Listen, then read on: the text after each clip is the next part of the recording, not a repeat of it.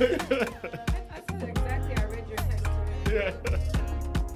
So you just discovered this song, like, yeah. No, Ladies of Sosa. Wait, how long ago? Like yesterday. Okay, no, 3 days ago we discovered it. So we hired a writer, guys, in Kenya. So she knows that this is hot back home, and she put us on. But we didn't. We were late. But we wrote about it, but we didn't listen to it. What about Joseph Care? Have you guys heard of Joseph Care? No, put us on. We want to hear more about all of the South Sudanese artists. What about Joseph Care? What's his name? Emmanuel what? The North singer. John? Yeah, his song South Sudanese Diva, dope as hell. There's Okay. Mario Bull. Mario Bull's a good artist. Okay. Mario Bull has a few good songs. He's more of like a reggae, cranium type of vibe. Oh, Like dynamic okay, there's a vibes. playlist, a South Sudanese Yeah, playlist. he's I on heard that him playlist. on there. Yeah, for sure. Any other artists that we need to shout out? Yeah, who Joseph else? K. Let me get the name of the I know playlist. him. Hey, He's really good. Free Yeah, Dow he's Dow in talented. Australia.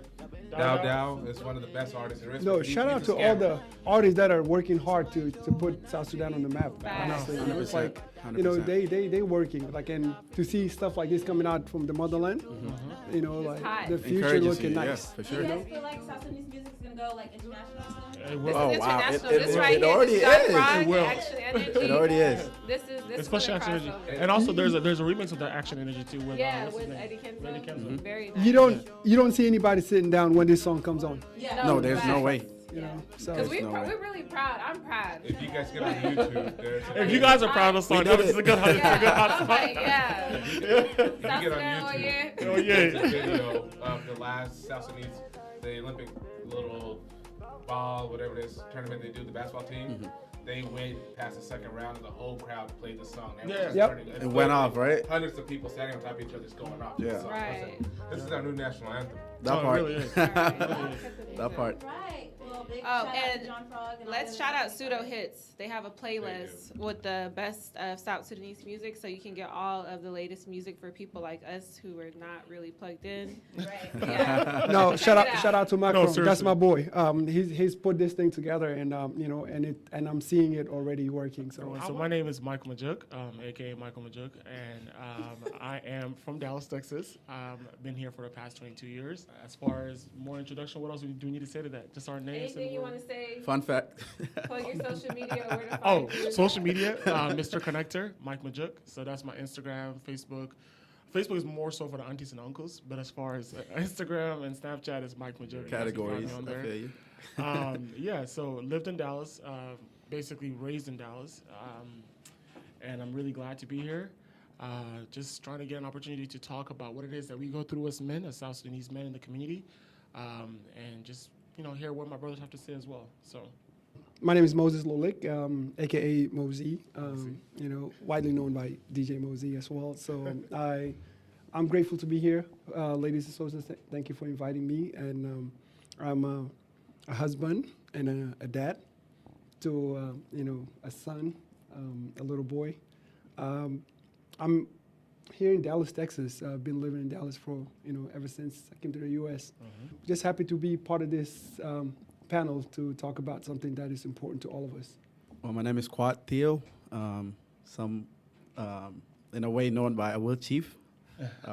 I've been here for about 5 years in Texas, but overall 10 years in the U.S. Was in the DMV before moving here. Just like some of the guys I've already said, I'm excited to be here. Definitely shout out to Ladies of Sosa, kind of plugging this segment into the platform that you guys have. My name's Koyam. Last name's Koyam. Very generic. This is my third month in Dallas. Just moved here from Salt Lake City, Utah. Been in the States for about 23 years next month, and got happy to be here on this platform. Thank you, Sarah and Christine. One thing about South Sudanese, they're gonna tell you they're happy to be here. Yeah. It's just tell them how we really feel. Right. Exactly. So we learned about the whole mental health conversation that you guys were having. I think it was Karyom who told me about it. He was saying that you were like kind of the one who was organizing it. You and Moses. Yeah. So can you guys kind of give us like a background of like how that started? Because you guys are the reason why we're here. So it started actually before moving into Clubhouse. I think I shared with you, Moses, about how my close friends and I, people like Yai, Jimmy, and whatnot, started meeting with each other just to kind of discuss whatever we're dealing with, things that have impacted us mentally and how we kind of deal with stress and all that good stuff. And I'm like, why not take it beyond that? Because we know or have seen the benefits that we have kind of gotten from those conversations and alleviate some of that stress. So reached out to Moses and I'm like, hey, I have this idea. I want you to partner with me so that we can kind of bring that into Clubhouse. And for those that have used Clubhouse, you know how it can get chaotic. But we wanted to build a little platform just for us to have our own space, to be able to kind of come around each other, camaraderie, discuss things, learn from each other's situations, and kind of hold each other accountable as well. I mean, mental health is not easy to talk about. Right. Let's just put that on the table. Yeah. So, but we wanted to at least have that space for those that have some sort of courage and they want to come and talk, they'll be there. They want to come and listen, they'll be there. Right. And once we did it, everything was just beautiful from there. So I'll let you kind of share a little bit from your perspective. Absolutely. I went in with his leadership on this topic. I enjoyed everything that he came up with and he put together. He's always orchestrating the program and sharing it with me, and I loved it. And we kind of got on it, and start picking up traction, and people start responding positively to it, and that's something that we've hoped for, right? Even though the rooms weren't filling up the way we would love it to, but we enjoyed the people that always showed up and came and contributed to it. Yeah, awesome. So that's basically like we caught wind of what you guys were doing, and we're like, well, we want to collaborate with y'all and shine a light on it. So that brings me to the first question, which is like, what does being a man mean to you? I think being a man in the South Sudanese community, in the sense of like caring for my family, caring for my siblings, caring for my mother and father, also trying to find a spouse, trying to find someone that's my future partner, having children. These are the basic things that we all think about as South Sudanese men. But also at the same time, we have to think about being a man is like finding yourself within this Western society, within this Western world. I think with us being the first generation of South Sudanese men within the United States, it's a little bit hard because we, especially if you're the older sibling, if you're the older man within your family, I think it's hard because it's like you're connecting yourself with the West and also you're still connected to back home. So you have this like, and we're like an inferior complex, right? So you're trying to be one person and then you are this other person. So I think that's where a lot of like, if we go back into mental health in a way, that's where like a lot of like that conflict comes in. Identity crisis. The identity crisis, right, exactly, because you're having a lot of different like mental effects with that, You're trying to say, I'm a South Sudanese man and I have to act this way and be this way and so on and so forth. But yeah, at the same time, you grew up in the West, and I think it's hard to just kind of say, you know what, I'm just going to be this side and not be this side. So I think now we are trying, at least myself, I'm trying to find a balance to say, you know what, I'm South Sudanese, but I'm also a South Sudanese American and I'm here in the middle. And this is what I need to do in the sense of like marriage within my own time period, having children within my own time period, building my career within my own time. What about you, William? I feel like you had something. Yeah. All right. Ladies and Sosa. He has a lot to unpack. Not ladies association. Ladies and Sosa, first things first. No R, it's Koyam. No R. Oh, Koyam. Okay, I'm Stand gonna stick to corrected. KK. Can we KK? call you KK? Sorry. That's fine. There we go. KK. Um, Here on out. The question is, what does being a man mean to me? Being a man means a lot of things. Being a man means someone that people can confide in. Being a man is being someone people can rely on. Being a man is being someone that people consider a backbone. You're the person who holds all the pieces together. Whether it's family, friends, co-workers, etc. Being a man is you're that guy.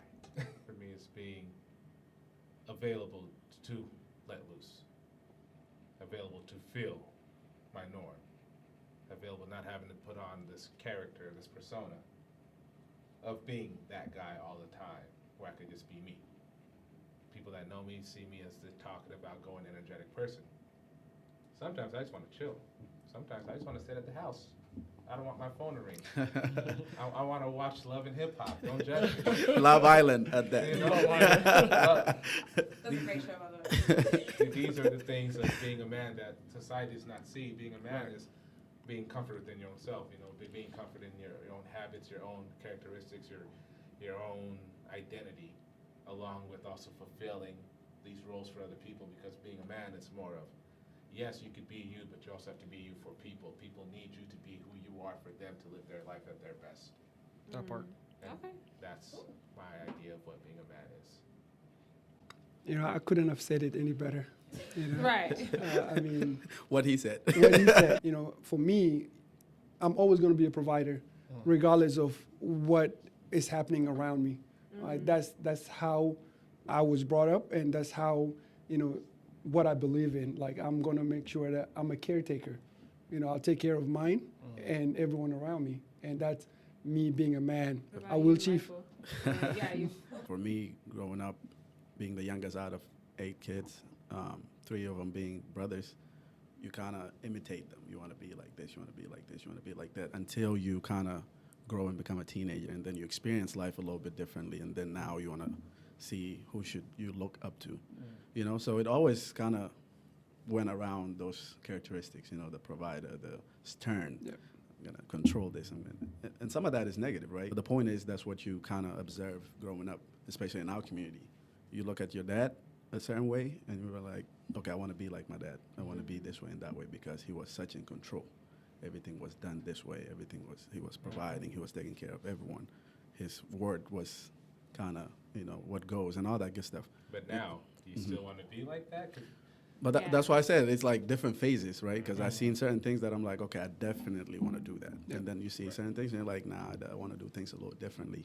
Growing up in Sudan, like I remember seeing my mom and dad. My father was the one who was always providing everything, working. I think all of us also had the same thing where like our dad would basically be the provider in every aspect, right? So it's like they come home, they bring the money, they bring the food, they bring everything else. And then my mother at the time was just taking care of us. She was literally a stay-at-home mom. And then since we moved to the States, she's been working ever since. Out of necessity, because in America, especially now with inflation and everything, that's Right. Like, Let's not open that can of worms. Yeah, I know, right? Our parents came here as like immigrants, refugees, so it's like they were struggling trying to get established in a new country. That's why a lot of our moms who maybe typically didn't work had Right. to work to be able to provide for Right. the household. I came from a different background. Okay. My dad was an architect back home, and injuries happened on job sites where he couldn't work as much anymore. My mother's always been a hustler in my family. Mm-hmm. Growing up as a kid, I wanted to hustle like my mom. Her work ethic is what she ingrained in all of us. So coming to America, she was working and everything, and the older we got, me and my siblings said we're going to retire our mom.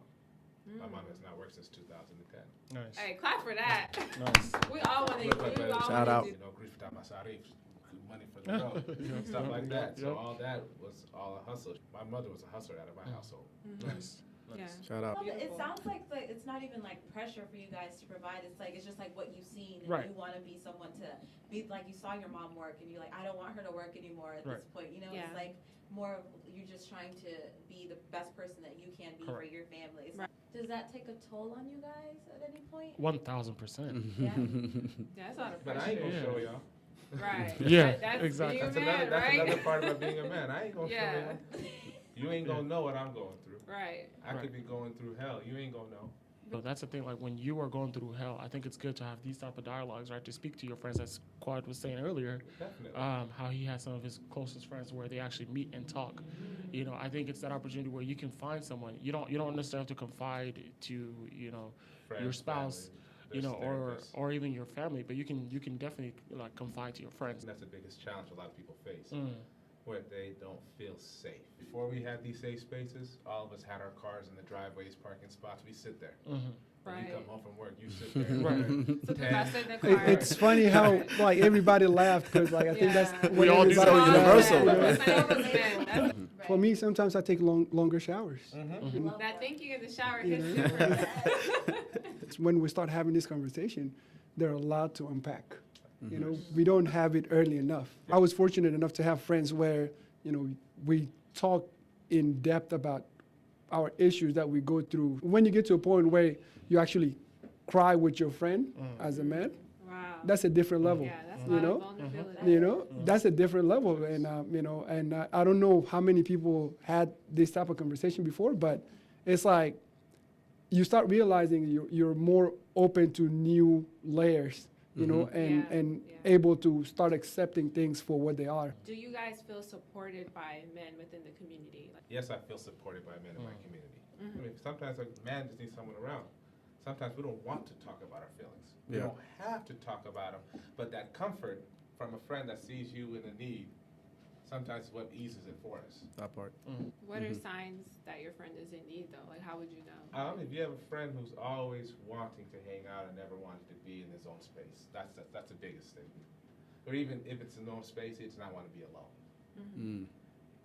For me, it hits a little bit harder, especially the last couple of years. Last summer, I lost a brother of mine, a good friend, suicide. The craziest part, I'm an insurance agent. He hit me up 2 weeks before trying to sign up for life insurance. And it didn't plan out. And 2 weeks later, I'm at his house pointing out the body and identifying him because his mother was at work and his family couldn't be there on time to identify him. So it's one of those things like, do you really know? You will never know. Mm-hmm. Because we was just smiling, happy, chilling, drinking Coronas together, and now, 2 weeks later, he's gone. Yep. So you never really know what the man's going through, but it's more of, if people are there, always be there for them. When we talk about support within our community among men, it's not the what, it's the how, right? Because Correct. some of us don't know how to support. I mean, this whole thing about talking about your mental health is strange. It's different. It's not something that we're comfortable with. It's not something we've seen our fathers It's a do. new territory. for Yeah. us. As far as the how, this is when I'm like, okay, I'm reading a book, or I have a mentor that's telling me, hey, it's okay to do this. It's okay to talk. It's okay to express yourself. And then, they tell you, hey, read this book. Tell me what you think about it. You go read, and they talk about mental health. They talk about expressing yourself and coming out of your comfort zone and all that good stuff. And then at the end, there's, challenges with certain books. I mean, not all books, right?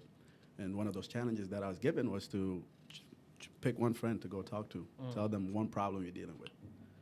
And that's how this whole thing started, because it was not a comfortable thing. Like, that's, I agree with KK. Like, you would just keep it in because you're a man. Buka and all this stuff. You feel me? It's They like, say buka. I'm saying, it's like, it's a. No, you're right. Yeah, it's a sad reality that we've lived, but I'm thankful that I had a mentor. Brings me to my next question. What do you think is the perception of South Sudanese men to the world? So I think the perception of South Sudanese men is that we are looked on, like you said, the people that come from war, the people that come from a space of violence, people that come from a space of War. like the whole entire childhood trauma. That's like some of the perceptions that we normally always get. I know myself, some of the perceptions that I've gotten was, oh my gosh, you're so tall, so dark, so beautiful. Yeah. So it's like, that is another perception that I always get. It's the tall, the dark, the pretty teeth, you're, oh my gosh, it's always a, oh my gosh, It's never like, oh, where are you from? It's always, oh my gosh first, and then where are you from, and then they know you're conversations. different. Right. Our skin is polarizing. Completely different. Like, when I walk down the street, it's like there's eyes on me right away. And in the past, it was always one of those things like, I was like, oh God, why are they looking at me? Now I'm like, look. Embrace it, Right. right? And I'm like, look, I am dark and I love it. Look at me. Dark We're different. We have a lot of different personality, a lot of different shades and different. Tell them, Moses. Tell so- them that we're not all, know. dark and we're not all basketball educated. players. Yeah, right. You We're know. all models. We're not all models, Yeah. and that's the beauty, right? Like, I think we're very blessed to have all these types, of people within one border. The perception doesn't really tell the whole picture of who we really are. They're more to us than what people think of us. Yep. There's some perception that are based on biases and all of that. That don't really bother me. And we've seen it all. When something good happened, that's who we are. When something bad happened, that's who we are, right? So, and you can never have like a one, perfect, group of people like just The one doing the size same fits thing, all, whatever. right? Like, we're never all gonna be basketball players. Yeah. That's a fact. Michael certainly won't make it. Why my man got get called out like that? I love picking up on him. So I can No, dribble they- ball a little bit here and there. Yeah, you can. Even though I never seen you doing it. I Right. can do it. Try me. One of two things. Either you're going to get an opportunity to educate them because they come with misconceptions about whatever, either the war, and then they want to feel sad and bad for you. And I'm like, no, it's not that. You feel me? Like, we're actually powerful as individuals, as a country. you know, or you will get the people that did not know, and now you get to tell them about our beauty Absolutely. and, you know, how diverse Youngest we country are. in And the world. yeah, exactly. And pull up pictures and show, like, hey, it's a beautiful You don't place. even It's have not, to, it's not you don't what even you have to think at pull all. up pictures. Just send them, go online and Google it. Yeah, Yeah. yeah. For you guys, dating is a whole different ballgame for you guys than it is for us girls in South Sudanese culture. If I don't have the dowry, like, what am I supposed to do? Do you guys have pressure in that field at all in any way? I think I'm exempt from that question. Yeah, you're good. You already got it done. People should not be scared of getting married because they don't have an expected dowry amount number in their heads. Just like a couple weeks ago, Self-Fakir's daughter got married. Self-Fakir only wanted 11 cows. That, if you do the math, $5,000 compared to people spending hundreds of cows on marriage. People back from getting married is people not wanting to commit. So you don't feel the pressure of that? Oh, the pressure is still there just because we still want to follow the cultures. I'm Dinka, Will, and I'm also Nuba, but on the Dinka side, it's more, I can't put a wedding ring on your finger until I visit your mother and give her a white envelope. So understand that. That part. So the idea of surprise, you know, women come into the Western world. Now I want my husband to surprise me in front of the Eiffel Tower with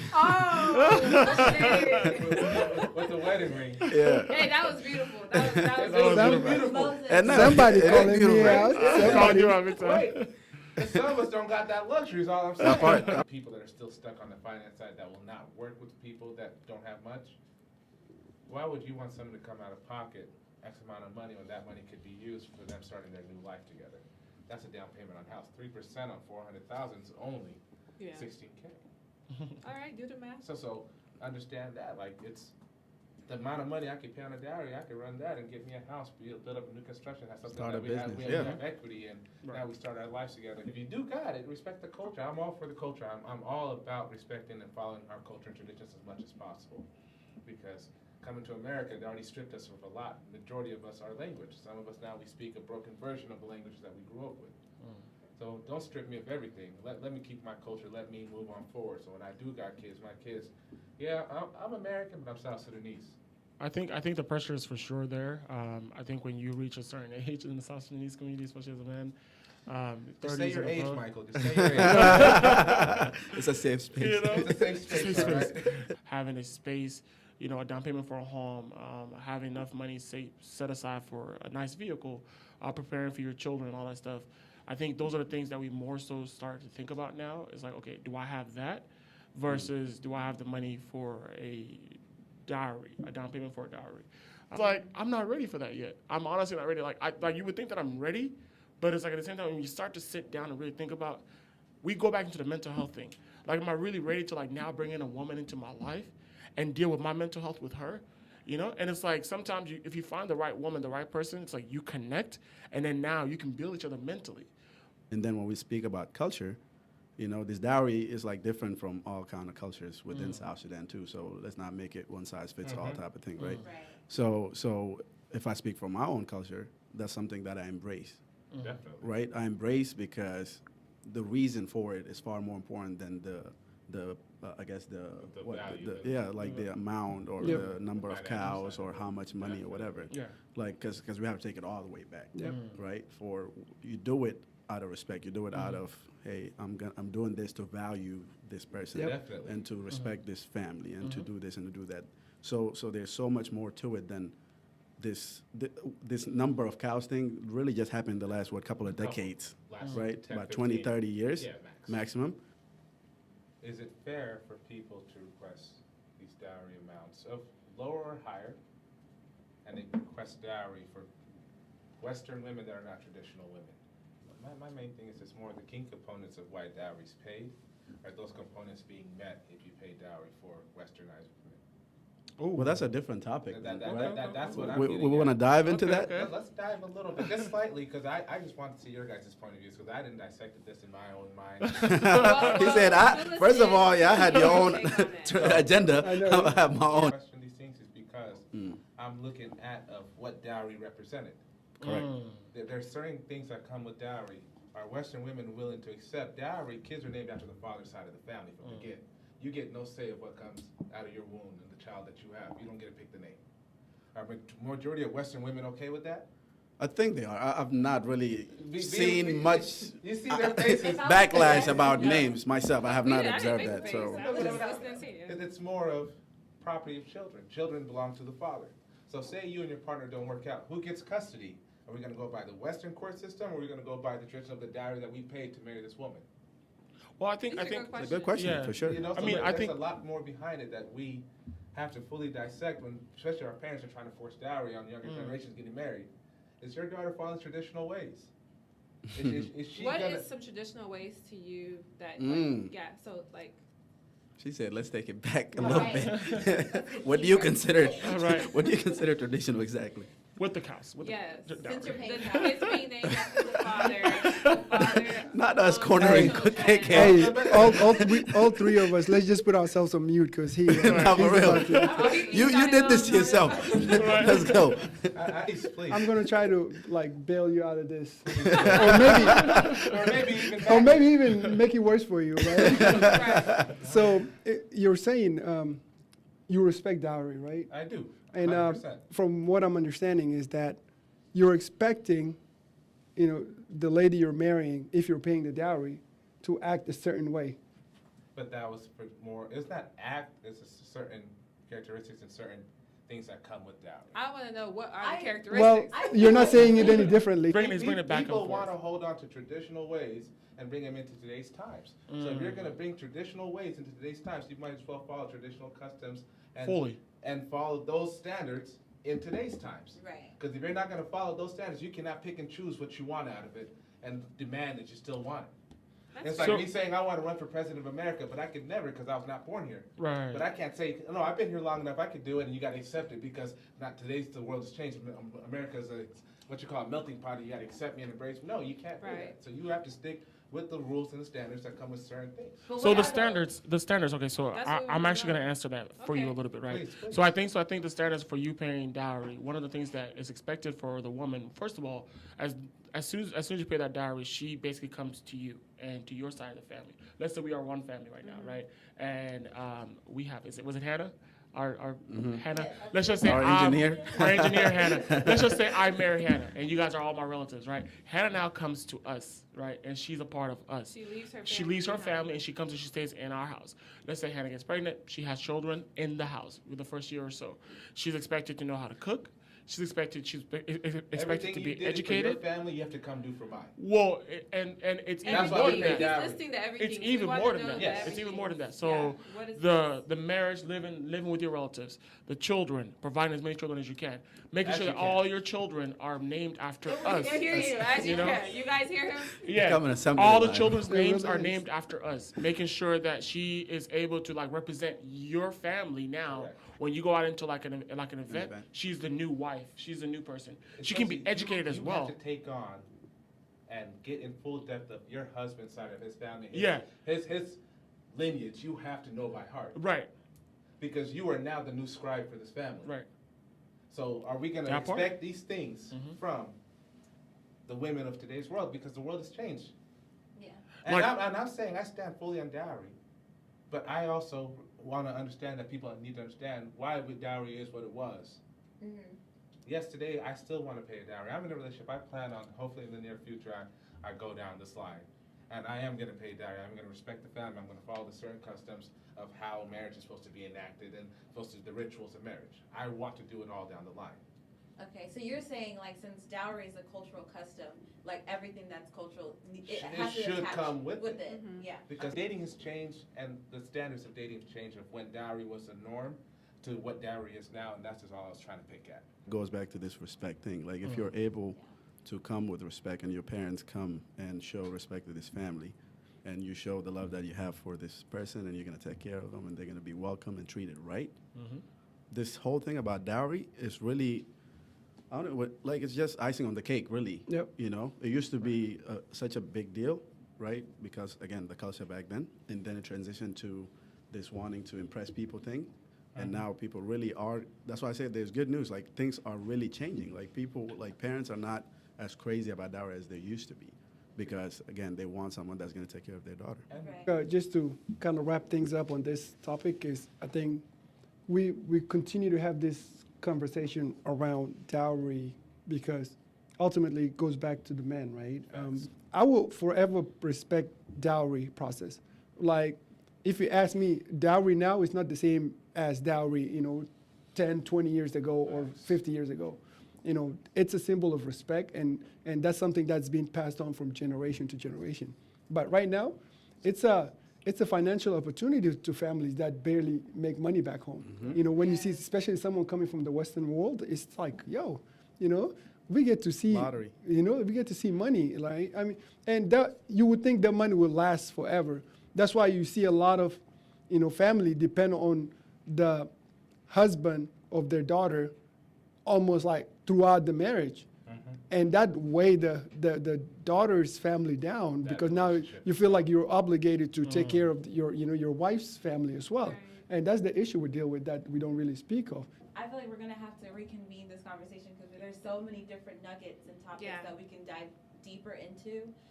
But I can speak for me and Christine. We're so grateful for you guys being open to having this conversation and starting dialogue within our community. Hopefully this will inspire men to kind of come forward with what the struggles that they're going through.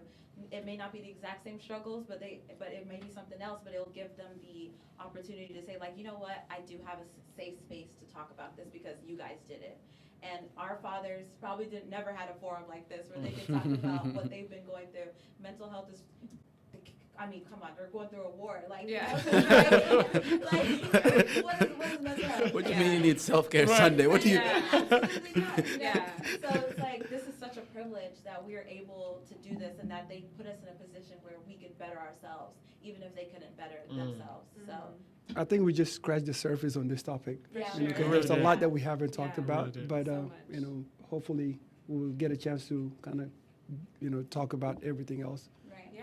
Right, absolutely. Thank you guys. We Thank want you you. guys to all comment. I know that there was a lot of things said here today, and like if you agree, if you disagree, just let us know. And we're gonna have all of their social media links. Some of them are single, by the way, so. Yeah, at least one of them. Well, cool. We're gonna have all their Okay, information maybe one below. of them, because somebody took a drink. Right. So Yeah, one of okay. them- Wait, what? Wait, is that a thing? Any of you guys have anything going on? You guys want to plug? Like we're here. Anything you guys want to promote or whatever? Feel free. Should we promote? Yeah, Well, right. plug your stuff, of course, Plug. yeah. To all my South Sudanese truck drivers out there, I am a sales remarketing specialist over at Premier Truck Group of Dallas North. My social medias, reach out. If you are looking to grow and become an owner-operator, come see me. Happy to help you start your journey in your business. Love it. Awesome.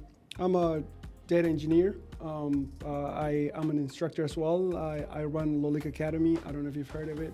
I've had a couple of clubhouse rooms, and currently I have a class going on, and there's a second batch that's starting pretty soon. So if you ever like to get into this IT field, let me know, through my social media handle or any other means. You don't have to have a background in IT, so I think most of us know how to use a laptop now, and that's good enough. Just get in touch and talk to me, and let's see if we can get you somewhere. Yeah, tech is really big right now, so you guys get in touch with Moses Absolutely. for sure. So I'm in the finance world, right? I work for Chase Bank.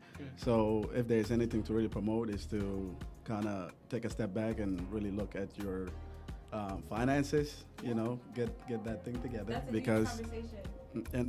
I mean, we can get into that another time, of course, but it's just, especially in this diaspora, there's a lot going on every single day, and we talk about bills and this and that, but kind of taking a step back, create some sort of structure for your finances. I think that's how you can get ahead, and not because I've gotten ahead or anything like that, but it's just the mentality of it, knowing what it is that you're spending on, knowing what it is that you're saving for, what you're investing in, things like that.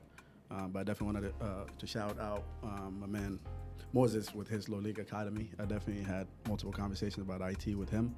It's an area of interest for me. So if you want to know more, definitely follow my man. I Yeah. appreciate you. Let's He's collaborate. using his Let's airtime get in to shout out. contact. You know? Yeah, Definitely. yeah, that's real That's love. support. Yeah. That's real Appreciate it, support. man. We And love also, to guys, see I it. think with what everyone else said, as far as me, I just want to connect with people that are doers and thinkers. I have a project that I'm working on that I definitely want to connect with you guys in that sense. Just essentially uplifting our people, bringing them up into the limelight of where we are right now, like Lil Leak. Academy, I'm definitely going to reach out to him as well just to kind of promote that a little bit more. So I think Appreciate it. promoting ourselves, connecting ourselves is the main important thing. So yeah, connect with me on social media. Let's see what we can do together. So Follow me on all Awesome. socials at a Will Chief. Okay. Yeah, and you guys follow us on social media too. We're growing our platform, so we'll have all the social handles Yes, below. Ladies and Sosa on Instagram Yeah. and Facebook. Shout out. Shout out to y'all. Yeah. Yes, Yeah. thank you, And Jen. that wraps Thank up you guys for today's having us. segment. That was beautiful. Brrrah. Thank you. Yeah. Thank you. Not yeah. brrrah. Action and energy. Action. Action. Show me, show you. I'm Hey. gonna follow you. Who sang this song? John Frog. All right, let him Let him sing it, sing it. please. All right.